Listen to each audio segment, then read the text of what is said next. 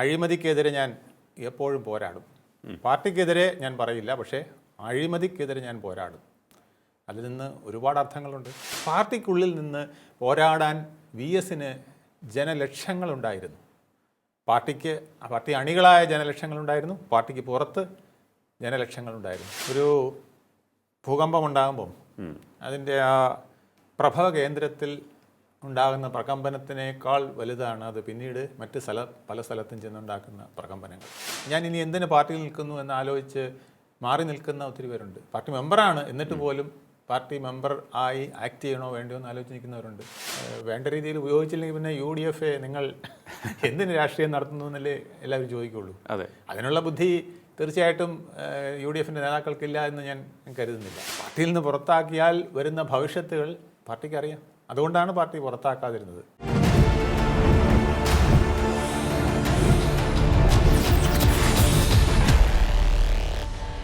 നമസ്കാരം. ടോക്കിംഗ് പോയിന്റിലേക്ക് സ്വാഗതം. സുധാകരൻ, മുൻ മന്ത്രി, CPMന്റെ മുതിർന്ന നേതാവായി ഏറെ നാൾ പാർട്ടിക്ക് മുതൽക്കൂട്ടായി നിന്നയാൾ, ശക്തമായി പാർട്ടിക്ക് വിധേയമായി മുന്നോട്ട് പോയയാൾ. അദ്ദേഹം ഇപ്പോൾ പ്രഖ്യാപിച്ചിരിക്കുന്നു അമ്പലപ്പുഴയിൽ സ്വതന്ത്രനായി മത്സരിക്കും. അതേസമയം പാർട്ടി അനുഭാവിയായി തുടരും എന്നും അദ്ദേഹം പറഞ്ഞിരിക്കുന്നു. ആരുടെയും പിന്തുണയ്ക്ക് വേണ്ടി പോകില്ല എന്നും അദ്ദേഹം പറഞ്ഞിരിക്കുന്നു. ഈ തീരുമാനം വാർത്താ സമ്മേളനത്തിലൂടെ അദ്ദേഹം പ്രഖ്യാപിക്കുകയും ചെയ്തിട്ടുണ്ട്. അനുനയ ശ്രമങ്ങളെല്ലാം തന്നെ പാളുകയായിരുന്നു. CPMന്റെ നേതൃത്വത്തിന് കഴിഞ്ഞ കുറേ നാൾ മുൻപ് ഈ അനുനയ നീക്കം നടത്താമായിരുന്നില്ലേ എന്ന ചോദ്യം പലരും ഉന്നയിക്കുന്നുണ്ട്. പരിശോധിക്കാൻ നമുക്ക് സുധാകരൻ്റെ ഈ തീരുമാനം CPMന്റെ സാധ്യതകളെ എങ്ങനെ ബാധിക്കും. ഒപ്പം തന്നെ CPM അദ്ദേഹത്തോട് നീതികേട് കാണിച്ചു. നമ്മോടൊപ്പം ചേരുകയാണ് രാഷ്ട്രീയ നിരീക്ഷകൻ അഡ്വക്കേറ്റ് വേണുഗോപാൽ MS. നമസ്കാരം സർ, ടോക്കിംഗ് പോയിന്റിലേക്ക് സ്വാഗതം. നമസ്കാരം. എന്താണ് അങ്ങേക്ക് പറയാനുള്ളത്? സുധാകരൻ്റെ ഈ തീരുമാനം, അതും തിരഞ്ഞെടുപ്പ് അടുത്തിരിക്കുന്ന വേളയിൽ കഴിഞ്ഞ കുറേ നാളുകളായി പുകഞ്ഞുകൊണ്ടിരുന്നു, ഇപ്പോൾ പൊട്ടിത്തെറിച്ചിരിക്കുകയാണ് എന്ന് വേണം കാണാൻ, അല്ലേ? പുന്നപ്പറയിൽ നിന്നും വിപ്ലവത്തിൻ്റെ നാട്ടിൽ നിന്നും ഒരു VS GS ആയി രൂപം കൊള്ളുന്നു എന്നെനിക്ക് തോന്നുകയാണ് ആ പത്രപ്രസ്താവന കേട്ടപ്പോൾ.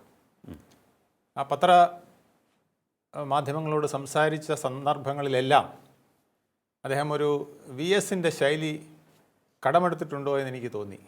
ഒറ്റ കാര്യം ഒഴിച്ചാൽ പാർട്ടിയെ കടന്നാക്രമിക്കുന്ന ഒരു ശൈലി ഇപ്പോൾ തുടങ്ങിയിട്ടില്ല. ബാക്കി അദ്ദേഹം പറഞ്ഞ കാര്യങ്ങളിലെല്ലാം VSൻ്റെ നാവ് അവിടെ നിൽക്കുന്നതായി എനിക്ക് തോന്നി. ഒരുപക്ഷെ പുന്നപ്പറയിലെ ചുടുകാട്ടിൽ നിന്നും VSൻ്റെ ആത്മാവ് GSലേക്ക് ബാധിച്ചിട്ടുണ്ടോ എന്നെനിക്ക് തോന്നിപ്പോയി അദ്ദേഹത്തിൻ്റെ 2-3 പ്രഖ്യാപനങ്ങൾ കേട്ടപ്പോൾ. ഒന്ന്, അഴിമതിക്കെതിരെ ഞാൻ എപ്പോഴും പോരാടും. പാർട്ടിക്കെതിരെ ഞാൻ പറയില്ല, പക്ഷേ അഴിമതിക്കെതിരെ ഞാൻ പോരാടും.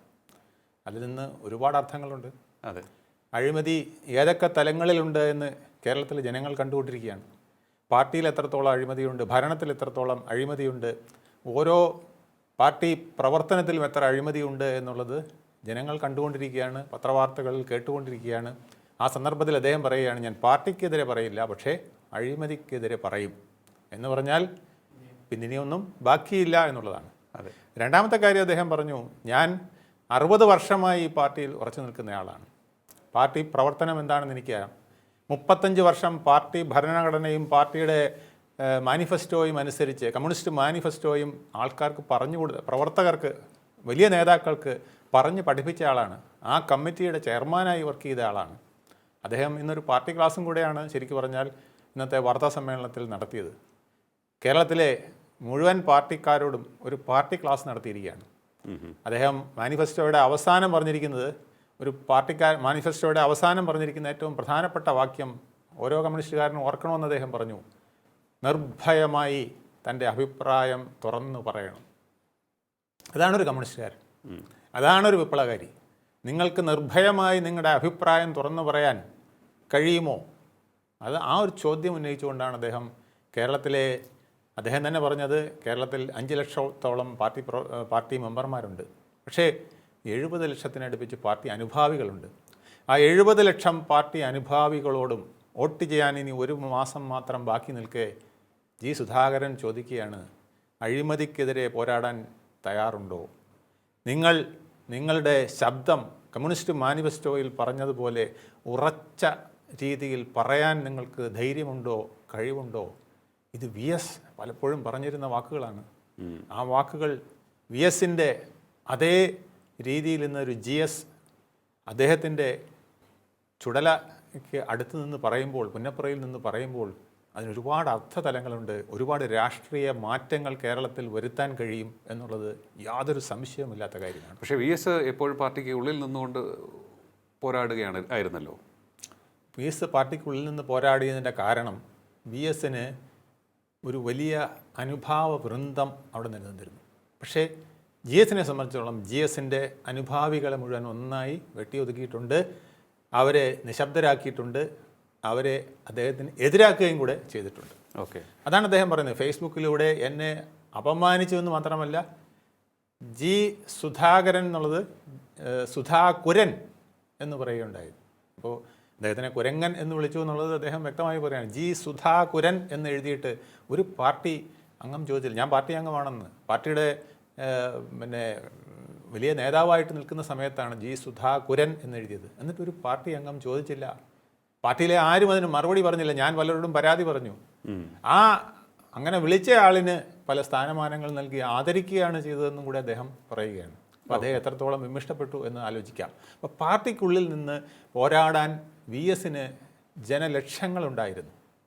പാർട്ടി അണികളായ ജനലക്ഷങ്ങളുണ്ടായിരുന്നു, പാർട്ടിക്ക് പുറത്ത് ജനലക്ഷങ്ങളുണ്ടായിരുന്നു. പക്ഷേ പാർട്ടിക്ക് പുറത്ത് ഒരുപക്ഷെ GSന് ജനലക്ഷങ്ങൾ കണ്ടേക്കാം, പാർട്ടിക്കകത്ത് ഉള്ളവരെ നിഷ്കരുണം അരിഞ്ഞു മാറ്റി നിർത്തിയിട്ടുണ്ട്. അതുകൊണ്ടാണ് അദ്ദേഹം പാർട്ടി മെമ്പർഷിപ്പിൽ നിന്ന് പുറത്തിറങ്ങി നിന്ന് സംസാരിക്കുന്നത്. ഓക്കെ, ആ ഒരു സമയം വരെ കാത്തിരുന്നു എന്ന് തോന്നുന്നു അല്ലേ? അത് അദ്ദേഹം കാത്തിരിക്കുകയായിരുന്നു. പാർട്ടി മെമ്പർഷിപ്പിൻ്റെ സമയം വരെ കാത്തിരുന്നു. പാർട്ടി മെമ്പർഷിപ്പ് എടുക്കാത്തപ്പോൾ ആരും അദ്ദേഹത്തോട് ചോദിച്ചില്ലെന്നാണ് പറഞ്ഞത്.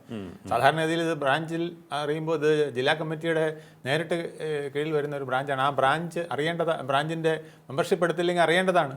ഏറ്റവും തലമുതിർന്ന ഒരു നേതാവ് 60 വർഷം 6 പതിറ്റാണ്ടിലധികം കാലം ഈ പാർട്ടിക്ക് വേണ്ടി പ്രവർത്തിച്ച, 35 വർഷം പാർട്ടിയുടെ വിവിധ സ്ഥാനങ്ങളിൽ നിയമസഭയിൽ അടക്കമുണ്ടായിരുന്ന, 2 വർഷം മന്ത്രിയായിരുന്ന, 4 പ്രാവശ്യം MLA ആയിരുന്ന ഒരാൾ, പാർട്ടിക്ക് 35 വർഷം ക്ലാസ് എടുത്തിരുന്നയാൾ, പാർട്ടിയുടെ താത്വിക ആചാര്യനായിട്ട് പ്രവർത്തിച്ച് പാർട്ടി പരിപാടികളിൽ മാത്രമല്ല പാർട്ടി കോൺഫറൻസിൽ, പാർട്ടി കോൺഗ്രസിൽ പോലും സംസാരിച്ചിരുന്ന ആൾ നിശബ്ദനായപ്പോൾ, മൗനമായപ്പോൾ, മെമ്പർഷിപ്പ് പ്രാഥമിക അംഗത്വം എടുക്കാത്തപ്പോൾ, 10 ലക്ഷം പേര് പാർട്ടി മെമ്പർമാരുടെ ഇന്ത്യ മൊത്തമുണ്ട്. അതിൽ 5 ലക്ഷം പേര് കേരളത്തിലാണ്. ആ 5 ലക്ഷത്തിൽ ഏറ്റവും പ്രധാനപ്പെട്ട ഒരാൾ മെമ്പർഷിപ്പ് എടുക്കാതിരുന്നപ്പോൾ ബ്രാഞ്ചിൽ നിന്ന് ചോദിച്ചില്ല, ലോക്കലിൽ നിന്ന് ചോദിച്ചില്ല, ഏരിയയിൽ നിന്ന് ചോദിച്ചില്ല, ജില്ലയിൽ നിന്ന് ചോദിച്ചില്ല, സംസ്ഥാനത്ത് നിന്ന് ചോദിച്ചില്ല. അദ്ദേഹത്തിൻ്റെ സുഹൃത്താണ് ഇന്ന് ജനറൽ സെക്രട്ടറി MA ബേബി. വീട്ടിൽ വന്ന് ചായ കുടിക്കുന്ന ആളാണ്. കഴിഞ്ഞ ദിവസവും തലേ ദിവസം അവിടെ ചെന്നിരുന്നു. പക്ഷേ അവിടെ നിന്ന് പോലും ചോദ്യം ഉണ്ടായില്ല എന്നുള്ളതാണ് അദ്ദേഹം പറഞ്ഞു വയ്ക്കുന്നത്. എനിക്ക് തോന്നുന്നു MA ബേബിക്ക് ഇപ്പോൾ കൃത്യമായിട്ടുള്ള സേ ഉണ്ടോ എന്നുള്ള ഒരു സംശയമാണെന്ന് തോന്നുന്നു. കാരണം അല്ലായിരുന്നുവെങ്കിൽ പലരും ചൂണ്ടിക്കാണിക്കുന്ന ഒരു വിഷയമാണ്, ഈ ഒരു തലത്തിലേക്ക് കാര്യങ്ങൾ കൊണ്ടുചെന്നെത്തിച്ചത് സംസ്ഥാന നേതൃത്വമാണ് എന്നാണ് പറയുന്നത്. കാരണം അങ്ങിപ്പോൾ പറഞ്ഞതുപോലെ കഴിഞ്ഞ 6 പതിറ്റാണ്ട് പാർട്ടിക്ക് വേണ്ടി ജീവിതം മാറ്റിവെച്ച വ്യക്തിയാണ്. ഒരു കാരണവശാലും അഴിമതി അടുത്തുകൂടെ പോകാൻ അനുവദിക്കാത്തയാൾ. അദ്ദേഹത്തിൻ്റെ പ്രവർത്തന സമയത്തൊക്കെ തന്നെ അദ്ദേഹം അത് ശ്രദ്ധിച്ചിരുന്നു എന്നാണ് നമുക്ക് വായിച്ചെടുക്കാൻ സാധിക്കുന്നത്. അതുപോലെ തന്നെ അഴിമതിക്ക് മുന്നിൽ ഒരിക്കലും തലകുനിച്ചിട്ടില്ല. കൃത്യമായി പറയേണ്ടത് പറഞ്ഞിട്ടുണ്ട്. ചിലപ്പോഴൊക്കെ ചിലത് അങ്ങനെ വേണമായിരുന്നു എന്ന് സാധാരണക്കാർക്ക് തോന്നാം. ഇത്രയും കടുപ്പിക്കണമായിരുന്നു, ഇങ്ങനെയൊക്കെ സംസാരിക്കണമായിരുന്നു ഇടയ്ക്കൊക്കെ അദ്ദേഹത്തിൻ്റെ സംഭാഷണം. പക്ഷേ അദ്ദേഹത്തിൻ്റെ പ്രവർത്തനം എപ്പോഴും സത്യത്തിൻ്റെയും നീതിയുടെയും പാതയിലൂടെയായിരുന്നു, പാർട്ടിക്ക് വിധേയപ്പെട്ട് തന്നെയായിരുന്നു എന്നാണ് നമുക്ക് മനസ്സിലാക്കാൻ കഴിഞ്ഞിട്ടുള്ളത്. ഒരു കാരണവശാലും അദ്ദേഹം വഴിതെറ്റിപ്പോയിട്ടില്ല. അങ്ങനെയുള്ള അത്രയും സീനിയർ ആയിട്ടുള്ള ഒരാളെ താരതമ്യേന വളരെയേറെ ജൂനിയറായിട്ടുള്ള ജില്ലയിലെ പല നേതാക്കളും അപമാനിച്ചപ്പോൾ, അവഹേളിച്ചപ്പോൾ പാർട്ടിയിലെ മുതിർന്ന നേതാക്കൾ ഒരു അക്ഷരം കമ എന്ന് മിണ്ടിയില്ല. അത് അദ്ദേഹത്തെ എന്നല്ല, ആർക്ക് അങ്ങനെ ഒരു സംഭവം ഉണ്ടായാലും അത് വേദനാജനകം തന്നെയായിരിക്കും. സ്വയം അദ്ദേഹത്തിൻ്റെ സ്ഥാനത്ത് നിന്ന് നമ്മൾ ചിന്തിച്ച് നോക്കിയാൽ മാത്രമേ മനസ്സിലാവുകയുള്ളൂ. നമ്മൾ വലിയ കോൺട്രിബ്യൂഷൻ പാർട്ടിക്ക് വേണ്ടി ചെയ്യുന്നു. അദ്ദേഹത്തിൻ്റെ സഹോദരൻ പാർട്ടിക്ക് വേണ്ടി മരിച്ചയാളാണ്, ഒരു രക്തസാക്ഷിയാണ് ഭുവനേശ്വരൻ. അപ്പോൾ അദ്ദേഹത്തിന് ആ കാര്യങ്ങളൊക്കെ തന്നെ മനസ്സിലൊരു നെരുപ്പോടായി ഇങ്ങനെ എരിയുന്നുണ്ടായിരുന്നിരിക്കണം. ഇപ്പോൾ അത് പൊട്ടിത്തെറിച്ചിട്ടുണ്ടാകണം. ഇത്രയേറെ കോൺട്രിബ്യൂഷൻസ് താനും തൻ്റെ കുടുംബവും പാർട്ടിക്ക് വേണ്ടി ചെയ്തിട്ട് പാർട്ടി നേതാക്കൾ അവസരത്തിലും അനവസരത്തിലും അത് ചോദ്യം ചെയ്തില്ല, അല്ലെങ്കിൽ തനിക്കൊപ്പം നിന്നില്ല എന്ന ഒരു ചിന്ത അദ്ദേഹത്തിനുണ്ടായിരുന്നു.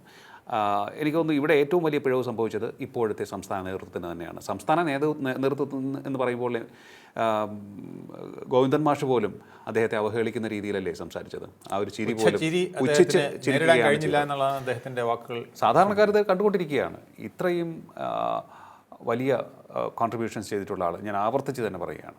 അതുപോലെ തന്നെ കഴിഞ്ഞ ഒന്നാം പിണറായി സർക്കാരിൻ്റെ കാലത്ത് വളരെ വലിയ രീതിയിലുള്ള സംഭാവനയാണ് അദ്ദേഹം ചെയ്തത്. മന്ത്രി എന്ന നിലയിൽ പൊതുമരാമത്ത് വകുപ്പിൻ്റെ പ്രവർത്തനങ്ങളൊക്കെ തന്നെ വളരെ വലിയ രീതിയിൽ അപ്രീഷിയേറ്റ് ചെയ്യപ്പെട്ടതായിരുന്നു. എന്നിട്ട് പോലും ഒരു ചെറുവിരൽ പോലും അനക്കിയില്ല ഈ സംസ്ഥാന നേതാക്കൾ. എനിക്ക് തോന്നുന്നു അവരും വിചാരിച്ചിട്ടുണ്ടാവണം ഇദ്ദേഹം അങ്ങ് മാറിപ്പോയാൽ ഒരു തലവേദന ഒഴിവായി, അല്ലെങ്കിൽ ഇത്രയും സീനിയറായുള്ള ആളിനെ എങ്ങനെ അക്കോമഡേറ്റ് ചെയ്യണം, അല്ലെങ്കിൽ അദ്ദേഹത്തിന് വേണ്ട രീതിയിൽ തിരഞ്ഞെടുപ്പിൽ നിന്ന് മാറ്റി നിർത്തി. പക്ഷേ തിരഞ്ഞെടുപ്പിൽ നിന്ന് മാറ്റി നിർത്തിയപ്പോൾ പോലും ഏതെങ്കിലും നല്ലൊരു സ്ഥാനം കൊടുത്ത് അദ്ദേഹത്തെ അക്കോമഡേറ്റ് ചെയ്യേണ്ടതായിരുന്നു എന്നൊരു ചിന്ത എനിക്കുണ്ടായിരുന്നു. എന്താണ് അക്കാര്യത്തിൽ അങ്ങേക്ക് പറയാനുള്ളത്? തീർച്ചയായിട്ടും അദ്ദേഹത്തിന് ഔദ്യോഗിക സ്ഥാനങ്ങൾ കൊടുത്തില്ലെങ്കിലും പാർട്ടിയിൽ അദ്ദേഹത്തിനെ അവഹേളിക്കാത്ത വിധത്തിലൊരു സ്ഥാനത്തിരുത്താൻ പാർട്ടിക്ക് കഴിഞ്ഞില്ല എന്നുള്ളതാണ് അദ്ദേഹത്തിൻ്റെ വാക്കുകളിൽ നിന്ന് നമ്മൾ കാണേണ്ടത്. ഇപ്പോൾ ഭുവനേശ്വരൻ്റെ മരണമൊക്കെ അദ്ദേഹം വളരെ വേദനയോടുകൂടി അതിതീവ്രതയോടുകൂടി പറയുന്നുണ്ട്. അതെ, ക്ലാസ്സിൽ നിന്ന് വലിച്ചിറക്കി കൊണ്ടുപോയി കുട്ടിയെ അദ്ദേഹം SFI നേതാവായിരിക്കുമ്പോൾ, യൂണിറ്റ് നേതാവായിരിക്കുമ്പോൾ ചില കുട്ടികൾ വന്ന് ക്ലാസ്സിൽ വന്ന് പറയുകയാണ് SFIയുടെ കുട്ടികളെ അവിടെ ആരോ മർദ്ദിക്കാൻ തയ്യാറായി നിൽക്കുന്നു. അപ്പോൾ അവിടുന്ന് ചാടി എണീറ്റ് പോവാണ്. അധ്യാപകൻ തടുത്തു അദ്ദേഹത്തിനെ, പോകരുത് ഭുവനേശ്വര പോകരുതെന്ന് പറയുന്നു. പ്രിൻസിപ്പൾ തടുത്തു, എന്നിട്ടും പോയി. അവിടെ ചെന്നപ്പോൾ കമ്പിപ്പാരയുമായി നിന്ന ഗുണ്ടകളടക്കമുള്ളവരുടെ KSUവും DSU ഒക്കെ ഉണ്ടായിരുന്നു എന്നാണ് അദ്ദേഹം പറഞ്ഞത്. അതിലെ ചില ഗുണ്ടകളടക്കമുള്ളവർ ചേർന്ന് തല കോഴിമുട്ട പോലെ ആക്കി എന്നാണ് പറഞ്ഞത്. ഒരു സഹോദരനെ കണ്ടു നിൽക്കാൻ കഴിയുന്ന ഒരു സംഗതിയല്ലല്ലോ. എന്നിട്ട് അദ്ദേഹം ആശുപത്രിയിൽ പോയ കഥകളും എല്ലാം വളരെ വേദനയോടെ പറയുന്നുണ്ടെന്ന് മാത്രമല്ല, അവസാനം ഇദ്ദേഹം മരിച്ചിട്ട് അദ്ദേഹത്തിൻ്റെ മരണത്തിൽ ഒരു കേസുണ്ടായ കേസിന് പോലും ആരും സഹായിച്ചില്ല. പാർട്ടി പിരിവുകൾ നടത്തിയില്ല, അതെനിക്ക് പ്രശ്നമല്ലാതെ വേണ്ട. പക്ഷേ ഒരു കേസിന് പാർട്ടി സഹായിച്ചില്ല. അവസാനം എൻ്റെ വീട്ടിൻ്റെ പുറകിൽ നിന്നിരുന്ന വലിയ ആഞ്ഞിലി വെട്ടി ആ പണം കൊണ്ടാണ് ഞാൻ കേസ് നടത്തിയത്. ആ കേസ് തോറ്റുപോയി. എന്നിട്ടും VS പറഞ്ഞു നമുക്ക് ഹൈക്കോടതിയിൽ പോകണമെന്ന് പറഞ്ഞതനുസരിച്ച് ഞാൻ വീണ്ടും VSൻ്റെ നിർദ്ദേശപ്രകാരം ചിലരെ കണ്ടുകൊണ്ട് ഹൈക്കോടതിയിൽ പോയി. ഒരു SNDP നേതാവാണ്, വക്കീലായിട്ട് പ്രവർത്തിച്ചത്. അദ്ദേഹം വളരെ മാന്യമായിട്ട് ഡീൽ ചെയ്തു, കാശൊന്നും വാങ്ങിച്ചില്ല. പക്ഷേ അവിടെയും, കാരണം ലോവർ ലെവലിൽ കേസ് ഛിന്നഭിന്നമായി കഴിഞ്ഞാൽ പിന്നെ ഒന്നും നോക്കണ്ട, പിന്നെ ഹൈക്കോടതിക്ക് ഒന്നും ചെയ്യാൻ കഴിയില്ല. നിയമപരമായ എന്തെങ്കിലും ഉണ്ടോ എന്ന് മാത്രമേ അതിനകത്ത് പരിഗണിക്കാൻ കഴിയുള്ളൂ. തെളിവും മറ്റു കാര്യങ്ങളൊക്കെ ലോവർ ലെവലിലാണ് അത് തീർക്കുന്നില്ല, ലോവർ കോർട്ടിലാണ്. അപ്പോൾ ഹൈക്കോടതിയിൽ പോയി അവിടെയും തള്ളിപ്പോയി എന്ന് അദ്ദേഹം വേദനയോടുകൂടി പറയുകയാണ്. 18 വയസ്സുള്ള ഒരു ചെറുപ്പക്കാരൻ അങ്ങനെ തൻ്റെ വീട്ടിൽ പൊലിഞ്ഞു പോയിട്ടും താൻ പാർട്ടിയിൽ നിന്ന് മാറാതെ അചഞ്ചലനായി നിന്ന് പ്രവർത്തിച്ചു. ഇന്ന് അതിനെ ചിലരെടുത്തുകൊണ്ട് കോൺഗ്രസ്സുകാരല്ലേ അയാളെ കൊന്നത് എന്ന് പറഞ്ഞു അദ്ദേഹം പറയുന്നുണ്ടത് കോൺഗ്രസ്സുകാരല്ല, ചില ഗുണ്ടകളാണ് ചെയ്തത്. അവരൊന്നും ഇപ്പോൾ ഒരു പാർട്ടിയിലും ഇല്ല എന്നുകൂടി അദ്ദേഹം പറയുന്നുണ്ട്. ഒരു പക്ഷേ നാളെ ഇതൊരു അദ്ദേഹം ഇലക്ഷന് നിന്നാൽ ഒരു ആരോപണമായിട്ട് വരാമെന്ന് അദ്ദേഹം കാണുന്നുണ്ടായിരിക്കാം. അതുകൊണ്ടാണ് അദ്ദേഹം പറഞ്ഞത്. അല്ല, നമ്മളിപ്പോൾ ശ്രദ്ധിക്കുമ്പോൾ സജി ചെറിയാൻ മന്ത്രി അദ്ദേഹത്തിനെതിരെ വളരെ മോശമായ രീതിയിൽ പരാമർശം പലപ്പോഴും നടത്തിയിട്ടുണ്ട്. അതും പാർട്ടി നേതൃത്വം ഇടപെട്ട് വിലക്കേണ്ടതായിരുന്നു. തീർച്ചയായിട്ടും അല്ലേ? സജി ചെറിയാൻ, അതുപോലെ തന്നെ ഇളമരം കരീം ഒക്കെ അദ്ദേഹത്തിനെ വേദനിപ്പിച്ച കാര്യങ്ങൾ അദ്ദേഹം പറയുന്നുണ്ട്. അദ്ദേഹത്തിനെ പുറത്താക്കാൻ വിധത്തിലുള്ള റിപ്പോർട്ട് ഇളമരം കരീം കൊടുത്തു എന്നുകൂടെ അദ്ദേഹം പരാതി പറയുന്നുണ്ട്. അതിൽ 22 കാര്യങ്ങൾ പറയുന്നത്, അതിൽ 25 പോയിന്റ് ഞാൻ തിരിച്ച് എഴുതി കൊടുത്തത് ഒരു വരി പോലും ആരും വായിച്ചു നോക്കി പോലും ഇല്ല എന്നുള്ളത് അദ്ദേഹം പറയുന്നുണ്ട്. ഒരുപക്ഷെ ഈ റിപ്പോർട്ടൊക്കെ ഇനിയിപ്പോൾ വെളിവരും. ഈ ഇളമരം കരീമിൻ്റെ റിപ്പോർട്ടുകളൊക്കെ ഇനി ഇലക്ഷൻ സമയത്ത് പ്രതിയോഗികൾ എടുത്തിടും. അപ്പോൾ അദ്ദേഹത്തിന് നേരിടാൻ ഒരുപാട് കാര്യങ്ങൾ വരും. അദ്ദേഹം പാർട്ടിക്കെതിരെ ഒന്നും പറയുന്നില്ല എന്നതിൻ്റെ അർത്ഥം അദ്ദേഹം പറഞ്ഞു, എന്നെ വ്യക്തിപരമായി ആക്രമിക്കാൻ വന്നാൽ ഞാൻ പറയും. എന്നിട്ട് അദ്ദേഹം പറഞ്ഞു, കമ്മ്യൂണിസ്റ്റ് മാനിഫെസ്റ്റോയിലെ അവസാനത്തെ വാചകമാണ്, ഒരു കമ്മ്യൂണിസ്റ്റുകാരൻ എപ്പോഴും ധൈര്യപൂർവ്വം അഭിപ്രായം തുറന്നു പറയുന്നവനായിരിക്കണം. അപ്പോൾ അദ്ദേഹം പറയാതെ പറഞ്ഞിരിക്കുകയാണ്, എന്നെക്കൊണ്ട് ചൊറിഞ്ഞ് പറയിച്ചാൽ ഞാൻ ഒത്തിരി കാര്യങ്ങൾ പറയും എന്ന് തന്നെയാണ് അദ്ദേഹം ഇന്നത്തെ പത്രപ്രസ്താവനയിൽ വ്യക്തമാക്കിയിരിക്കുന്നത്. ഇതിപ്പോൾ അദ്ദേഹം അമ്പലപ്പുഴയിൽ മത്സരിക്കുകയാണ്. വലിയ രീതിയിൽ അദ്ദേഹം വിജയിച്ചു വന്ന മണ്ഡലം, നമുക്ക് ആ ഒരു ചരിത്രം അറിയാം. അതെ. അതിനുശേഷം H. സലാമിനെ മത്സരിപ്പിച്ചു. അദ്ദേഹത്തിൻ്റെ ഭൂരിപക്ഷം എത്രയായിരുന്നു എന്ന് നമുക്കറിയാം. G. സുധാകരൻ എവിടെ നിൽക്കുന്നു, H. സലാം എവിടെ നിൽക്കുന്നു എന്ന് പ്രത്യേകം പറയേണ്ടതില്ല, ജൂനിയർ ആയിട്ടുള്ളൊരു നേതാവാണ്. എങ്കിലും ഈ അമ്പലപ്പുഴയിൽ പാർട്ടിയുടെ ബേസ് എന്നുള്ളത് മറ്റൊരു വസ്തുതയാണ്. ആ ഒരു ഘടകം നമുക്ക് വിസ്മരിക്കാൻ പാടില്ല. അങ്ങനെയുള്ളൊരു സാഹചര്യത്തിൽ എന്ത് ഇമ്പാക്റ്റ് ആയിരിക്കും ജി സുധാകരൻ എന്ന സ്വതന്ത്ര സ്ഥാനാർത്ഥി ഈ വരുന്ന തിരഞ്ഞെടുപ്പിൽ അമ്പലപ്പുഴയിൽ ഉണ്ടാക്കാൻ പോകുന്നതെന്നാണ് അങ്ങ് കരുതുന്നത്? ഒരു ഭൂകമ്പം ഉണ്ടാകുമ്പം അതിൻ്റെ ആ പ്രഭവ കേന്ദ്രത്തിൽ ഉണ്ടാകുന്ന പ്രകമ്പനത്തിനേക്കാൾ വലുതാണ് അത് പിന്നീട് പല സ്ഥലത്തും ചെന്നുണ്ടാക്കുന്ന പ്രകമ്പനങ്ങൾ.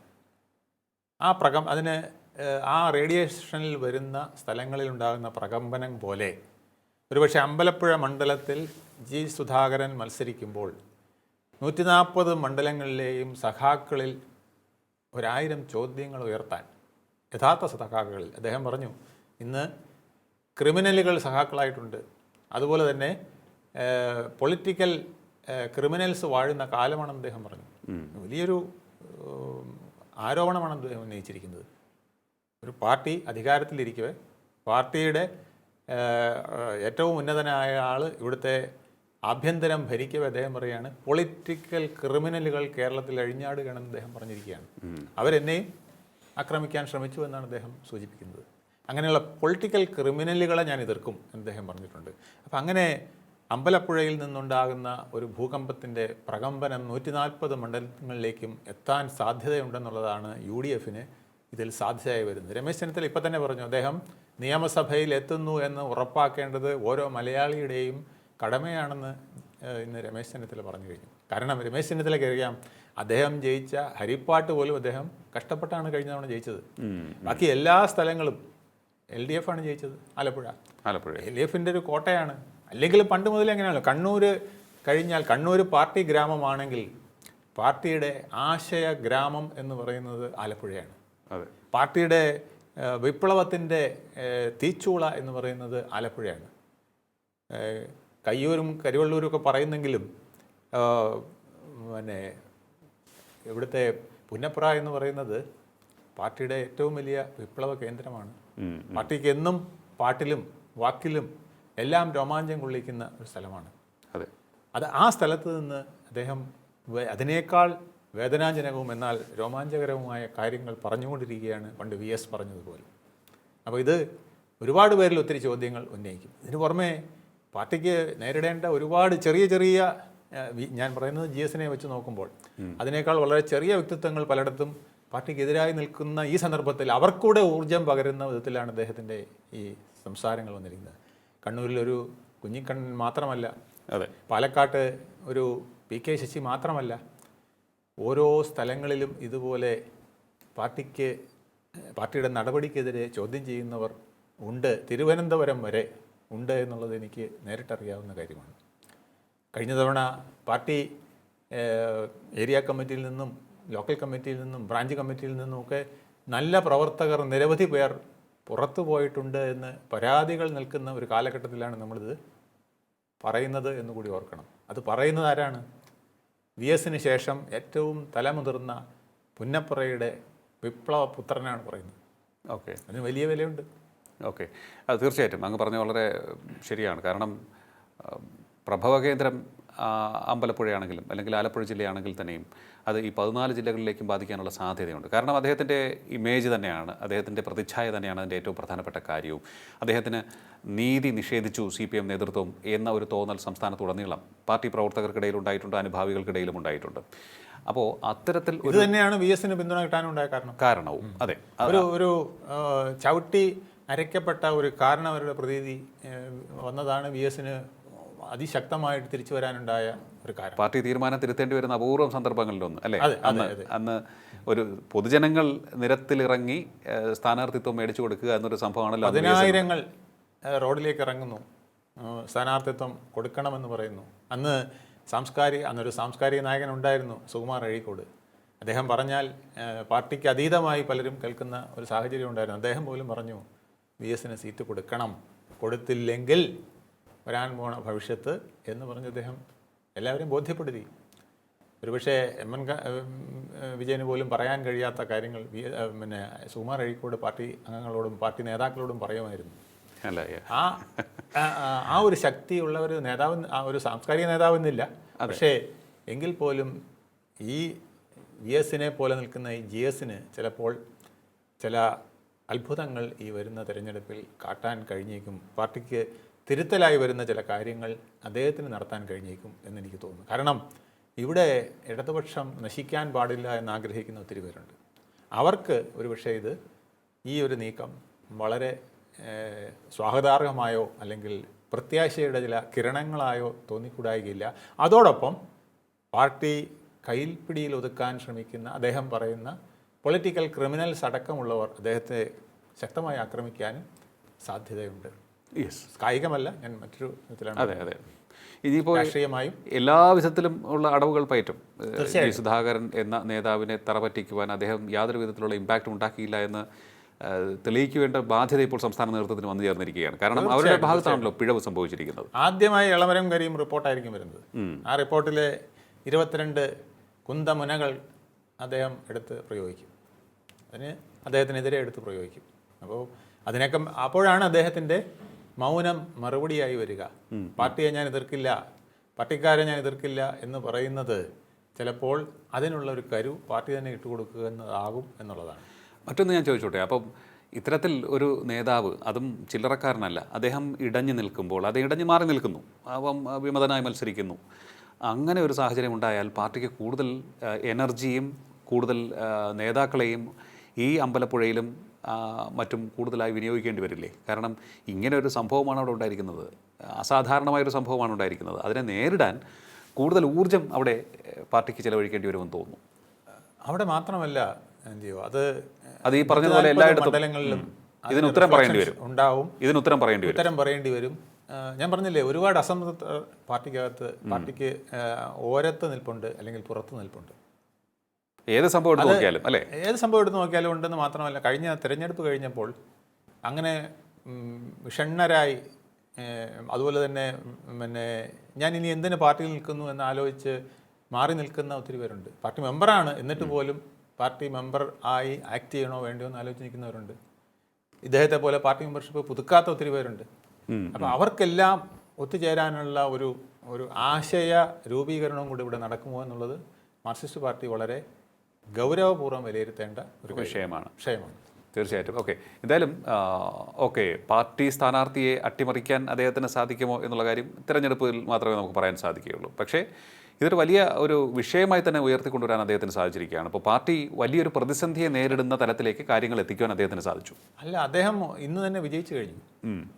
അദ്ദേഹത്തിൻ്റെ വിജയം എന്ന് പറയുന്നത് അമ്പലപ്പുഴ മണ്ഡലത്തിൽ നിന്നുള്ള വിജയമാണെങ്കിൽ അത് ഇനി വരാനിരിക്കുന്നതേ ഉള്ളൂ. പക്ഷേ ഇന്ന് അദ്ദേഹം രാഷ്ട്രീയമായി വിജയിച്ചു കഴിഞ്ഞു. അദ്ദേഹം പറയാനുള്ളത് മുഴുവൻ കമ്മ്യൂണിസ്റ്റ് മാനിഫെസ്റ്റോയിലെ അവസാനത്തെ വാചകമായ തുറന്നു പറയുന്ന, ശക്തമായി പറയുന്ന, പാർട്ടിയുടെ പ്രതിസന്ധികളിൽ ശക്തമായി നിൽക്കുന്ന ഒരു സഖാവാണ് അദ്ദേഹം എന്ന് അദ്ദേഹം തെളിയിച്ചു കഴിഞ്ഞു. ഇന്നിപ്പോൾ സഹയാത്രികൻ മാത്രമാണ്, പക്ഷേ എങ്കിൽ പോലും അത് അദ്ദേഹം തെളിയിച്ചു കഴിഞ്ഞിരിക്കുന്നു. ഇത് പലർക്കുമുള്ളൊരു ചൂണ്ടുവലകയായി വരാം. അതായത് പണ്ട് VS ഉണ്ടായിരുന്നു, തെറ്റുകൾ ചൂണ്ടിക്കാണിക്കാൻ പരസ്യമായി വിമർശനം ഉന്നയിക്കുന്നു, രഹസ്യം പാർട്ടിക്കുള്ളിലും വിമർശനം ഉന്നയിച്ചിട്ടും കാര്യമില്ലാതെ വന്നപ്പോൾ അദ്ദേഹത്തിന് പുറത്തു പറയേണ്ടി വരുന്നു. ഈ വിമതരാകുന്നവരുടെ എല്ലാം പ്രശ്നം എന്ന് പറഞ്ഞാൽ അവർ ആദ്യം പാർട്ടി പ്ലാറ്റ്ഫോമിൽ പറയും, യാതൊരു ഗുണവും ഇല്ല, ഫലവുമില്ല എന്ന് കാണുമ്പോൾ അവർ പുറത്തും പറയും. അതാണ് എനിക്ക് മനസ്സിലാക്കാൻ കഴിഞ്ഞിട്ടുള്ളത്. പലരോടും സംസാരിക്കുമ്പോഴും അതാണ് അവർ പറഞ്ഞിട്ടുള്ളത്. പറഞ്ഞിട്ട് കാര്യമില്ലാതെ വന്നു, അതുകൊണ്ട് പുറത്ത് പറയേണ്ടി വരുന്നു. അപ്പോൾ ഇങ്ങനെയുള്ളവരുടെ എല്ലാം തന്നെ അങ്ങ് പറഞ്ഞതുപോലെ ഒരു ഏകീകരണത്തിന് ഇത് ഒരു കാരണമായാൽ അത്ഭുതപ്പെടാനില്ല, അല്ലേ? തീർച്ചയായിട്ടും. അദ്ദേഹം പറഞ്ഞ ഏറ്റവും പ്രധാനപ്പെട്ട ഒരു പോയിന്റ് എനിക്ക് തോന്നിയത്, പാർട്ടിയിൽ ഇന്ന് പുതിയ പ്രവർത്തകരെ, യുവാക്കളെ ഇൻസ്പയർ ചെയ്യാനുള്ള ഒരാളില്ല, ഒരു നല്ല വാക്കില്ല, ഒരു നല്ല പ്രവൃത്തി ഇല്ലാതായിരിക്കുന്നു എന്നുള്ളതാണ്. അത് ഏറ്റവും വലിയൊരു അധപ്പതനത്തിൻ്റെ ഒരു സൂചനയാണ് അദ്ദേഹം നൽകുന്നത്, അത് ശരിയാണെങ്കിൽ. കാരണം ഇവരെല്ലാം ചൂണ്ടിക്കാണിക്കുന്ന വേറൊരു വിഷയമുണ്ട്. കാരണം ഈ പാർട്ടിയിൽ അങ്ങ് ഈ പറഞ്ഞതുപോലെ ജി സുധാകരൻ്റെ വാക്ക് കടമെടുത്ത് പറഞ്ഞാൽ അത്തരത്തിൽ ഇൻസ്പയർ ചെയ്യാൻ സാധിക്കുന്ന നേതാക്കളില്ലാത്തതിൻ്റെ ഫലം നമ്മൾ കണ്ടുകൊണ്ടിരിക്കുകയാണ്.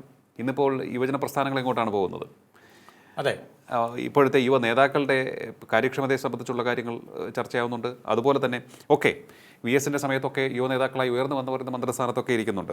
അവരുടെ കാര്യമല്ല ഞാൻ ഉദ്ദേശിക്കുന്നത്. അതിനുശേഷം വന്നിട്ടുള്ള പലരും പലപ്പോഴും ചിന്തിക്കുന്നത് കീഴടങ്ങിയാണ് നിൽക്കുന്നത് എന്നുള്ളതാണ്. ആ കീഴടങ്ങലിന് പല അർത്ഥങ്ങളുമുണ്ട്. അതെ, അതിനാണ് അദ്ദേഹം പറഞ്ഞത് പൊളിറ്റിക്കൽ ക്രിമിനൽസ് ഇവിടെ അഴിഞ്ഞാടുന്നു. ആ വാക്കിന് വലിയ അർത്ഥമുണ്ട്.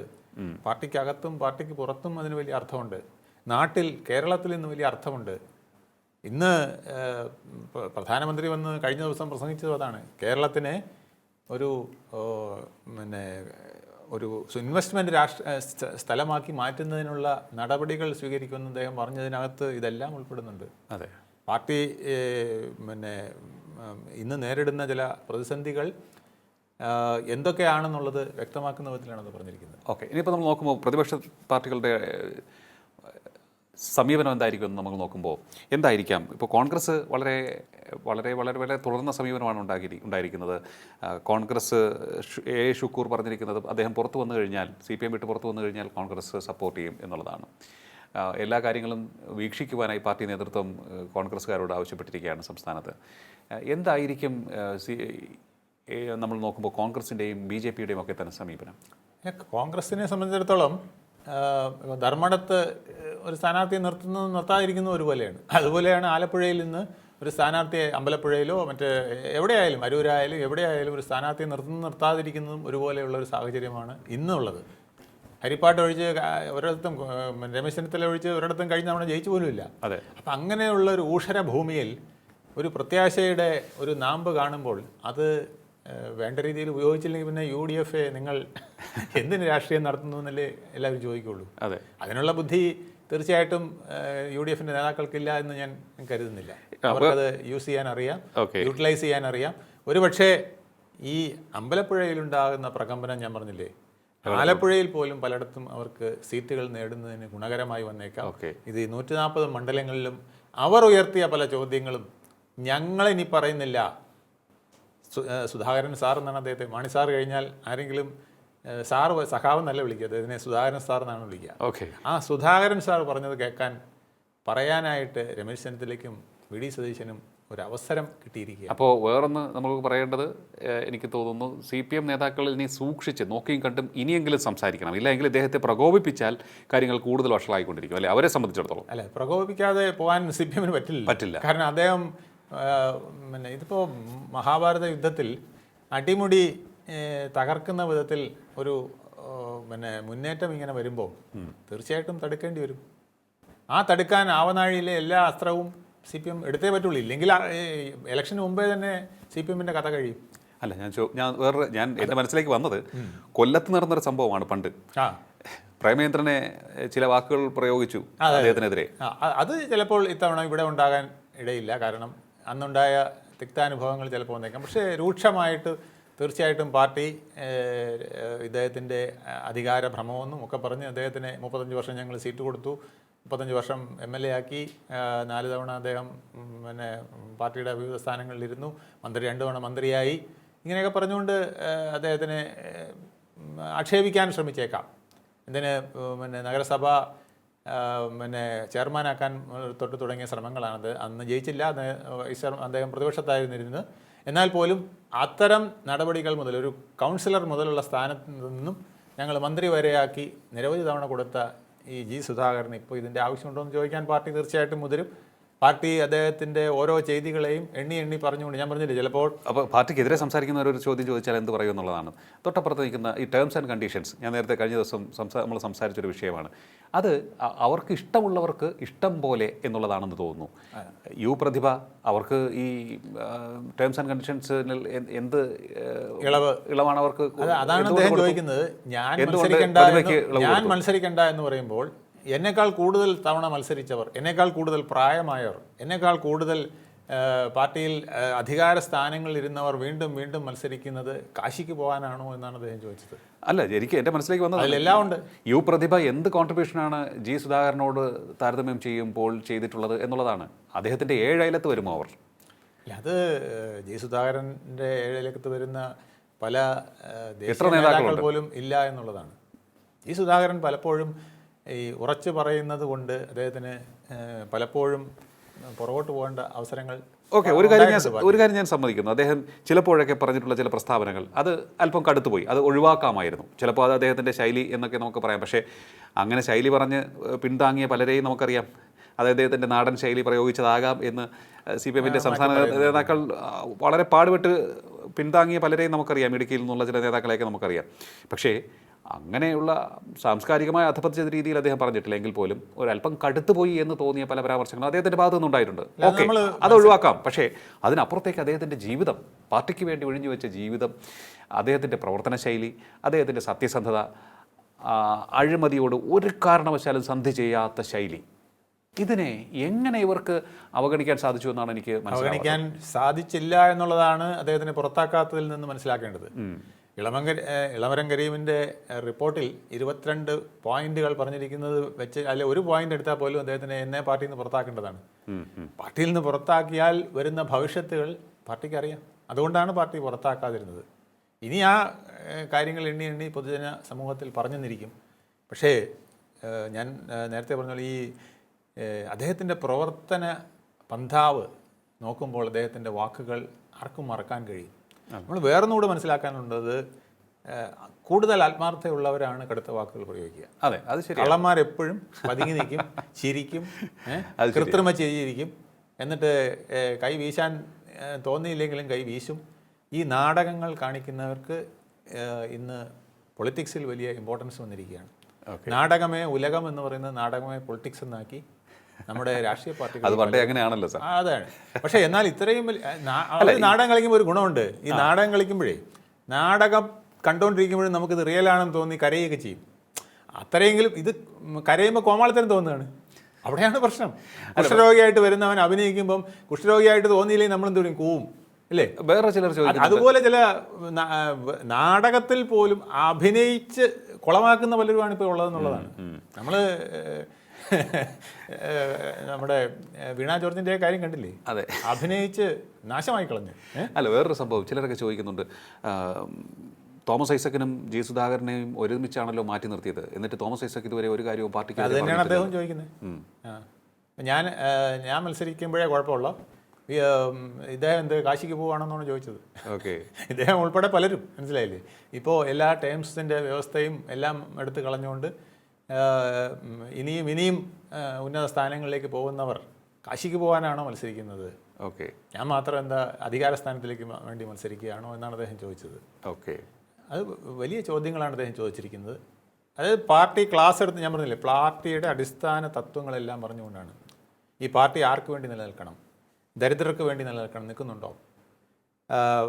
പാർട്ടി സഖാവ് എങ്ങനെയായിരിക്കണം എന്ന് ഞാൻ പറയുന്നുണ്ട്. പാർട്ടി സഖാവ് എന്ന് പറഞ്ഞാൽ തൻ്റെ വരുമാനത്തിൽ ഒതുങ്ങി നിൽക്കുന്ന ജീവിത ശൈലിയുള്ളവനാണ് പാർട്ടി സഖാവ് എന്ന് പറഞ്ഞാൽ. അല്ലാത്തവൻ പാർട്ടി സഖാവല്ല.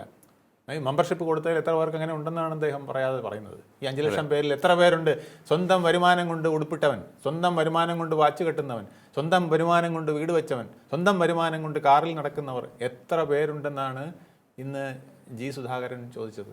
അപ്പോൾ പാർട്ടിയുടെ അടിസ്ഥാന തത്വം എന്ന് പറയുന്നത് സ്വന്തം വരുമാനം കൊണ്ട് ജീവിക്കുന്നവനായിരിക്കണമെന്നാണ്. അപ്പോൾ ഇത് പാർട്ടിയിൽ ആര് ഇന്ന് യോഗ്യനാണ് എന്ന് അദ്ദേഹം വളരെ വ്യക്തമായി ചോദിച്ചിരിക്കുകയാണ്. ഓക്കെ, ഈ വക ചോദ്യങ്ങൾക്ക് ഇത് അദ്ദേഹം ഒന്നും പറഞ്ഞിട്ടില്ല. ഓക്കെ, ഈ വക 100 ചോദ്യങ്ങൾ അദ്ദേഹം അമ്പലപ്പുഴയിൽ സ്ഥാനാർത്ഥിയാകുമ്പോൾ ചോദിക്കും.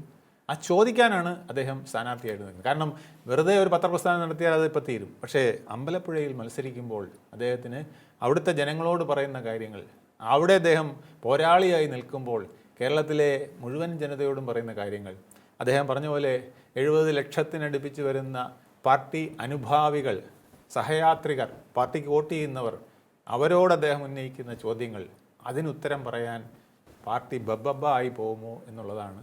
എക്സാക്ട്ലി, തീർച്ചയായിട്ടും വളരെ പ്രസക്തമായ ഒരു പോയിന്റിലാണ് ഈ ചർച്ച ഇവിടെ അവസാനിക്കുന്നത്. പാർട്ടി ഉത്തരം പറയേണ്ടി വരും. ഇതുവരെ പറഞ്ഞ ഉത്തരങ്ങൾക്കെല്ലാം തന്നെ വീണ്ടും ചോദ്യങ്ങൾ ഉയരും. പലപ്പോഴും പലരെയും നിങ്ങൾ മാറ്റി നിർത്തിയിട്ടുണ്ട്, അപ്പാടെ തുടച്ചു നീക്കിയിട്ടുണ്ട് ഈ പാർട്ടിയുടെ നേതൃത്വത്തിലിരിക്കുന്നവർ എന്നുള്ള കാര്യം വീണ്ടും ജനങ്ങളുടെ മനസ്സിലേക്ക് എത്തുന്നതിനൊരു വലിയ കാരണമായിരിക്കുകയാണ് ജി സുധാകരൻ. എത്രയോ പേരെ VSൻ്റെ കാലം മുതൽ തന്നെ നിങ്ങൾ മാറ്റി നിർത്തിയിരിക്കുന്നു. വിഭാഗീയതയുടെ പേര് പറഞ്ഞ് പെരുങ്കള്ളങ്ങൾ ആരോപിച്ചുകൊണ്ട് നിങ്ങൾ മാറ്റി നിർത്തിയിരിക്കുന്നു. ഇവിടെയൊക്കെ തന്നെ ജനങ്ങൾ ഈ ചോദ്യമാണ് ചോദിക്കാൻ പോകുന്നത്. വരുന്ന തെരഞ്ഞെടുപ്പിൽ ഇത്തരത്തിൽ കേരളത്തിലുടനീളം ഇപ്പോൾ ജി സുധാകരൻ ആലപ്പുഴ ജില്ലയിൽ ഇരുന്നു കൊണ്ടാണ് ഇത്തരത്തിലൊരു വാർത്താ സമ്മേളനം നടത്തിയത്. അത് പ്രകമ്പനം കേരളത്തിലുടനീളം ആഞ്ഞടിക്കും, അലയടിക്കും എന്നുള്ള കാര്യത്തിൽ യാതൊരു സംശയവുമില്ല. ഇത് ജി സുധാകരനാണ്. ഇതിൻ്റെ അലയൊലികൾ വേഗത്തിൽ കെട്ടടങ്ങില്ല എന്നുള്ള കാര്യത്തിൽ യാതൊരു സംശയവുമില്ല. CPMനെ വലിയ പ്രതിസന്ധിയിലേക്കാണ് ജി സുധാകരൻ തള്ളിയിട്ടിരിക്കുന്നത്. ഇത് തിരഞ്ഞെടുപ്പ് അടുത്ത വേളയായതുകൊണ്ട് തന്നെ പ്രതിപക്ഷത്തിരിക്കുന്ന പാർട്ടികൾ, പ്രത്യേകിച്ച് കോൺഗ്രസ്, ഏത് രീതിയിൽ ഇതിനെ വിനിയോഗിക്കുന്നു എന്നുകൂടി രാഷ്ട്രീയ കേരളം, രാഷ്ട്രീയ വിദ്യാർത്ഥികൾ ഉറ്റുനോക്കുകയാണ്. അവർക്ക് ബുദ്ധിപരമായി ഇത് വിനിയോഗിക്കാൻ സാധിക്കുമോ എന്നുള്ളതാണ് മറ്റൊരു ചോദ്യം. എന്തായാലും CPM പ്രതിസന്ധിയിൽ തന്നെ ആയിരിക്കുകയാണ്. പ്രത്യേകിച്ച് വളരെ സത്യസന്ധനായ, പാർട്ടിക്ക് അടിപ്പെട്ട് ജീവിച്ച ഒരു നേതാവ്, പാർട്ടിയെ മുന്നോട്ട് നയിക്കുവാൻ എല്ലാ വഴികളും തേടിയ ഒരു നേതാവ്, ഒരു കാരണവശാലും അഴിമതി തൊട്ട് തീണ്ടിയിട്ടില്ലാത്ത രാഷ്ട്രീയ ജീവിതത്തിന് ഉടമ എന്നും ആത്മവിശ്വാസത്തോടെ അത് പറയാൻ സാധിക്കുന്ന ഒരു നേതാവ്, അദ്ദേഹത്തെ തുടക്കത്തിൽ തന്നെ അവഹേളിച്ചപ്പോൾ, പുച്ഛിച്ചപ്പോൾ സംസ്ഥാന നേതൃത്വം ഇടപെടേണ്ടതായിരുന്നു. അന്നവർ അത് തിരുത്തിയിരുന്നു എങ്കിൽ ഈ ഗതികേടിലേക്ക് പാർട്ടി എത്തില്ലായിരുന്നു എന്നുള്ള കാര്യത്തിൽ യാതൊരു സംശയവുമില്ല. ഇനിയെങ്കിലും തിരുത്തുവാൻ പല കാര്യങ്ങളിലും CPM നേതൃത്വത്തിന് സാധിക്കേണ്ടിയിരിക്കുന്നു എന്നുള്ളതിൻ്റെ ഏറ്റവും വലിയ ഉദാഹരണമാണ് സുധാകരൻ്റെ വാക്കുകൾ. വളരെയധികം നന്ദി സർ, ഇത്ര സമയം ടോക്കിംഗ് പോയിന്റുമായി സംസാരിച്ചത്. നമസ്കാരം. ടോക്കിംഗ് പോയിന്റിൻ്റെ ഈ അധ്യായം ഇവിടെ പൂർണ്ണമാകുന്നു. അടുത്ത എപ്പിസോഡിൽ കാണാം നമുക്ക്. നമസ്കാരം.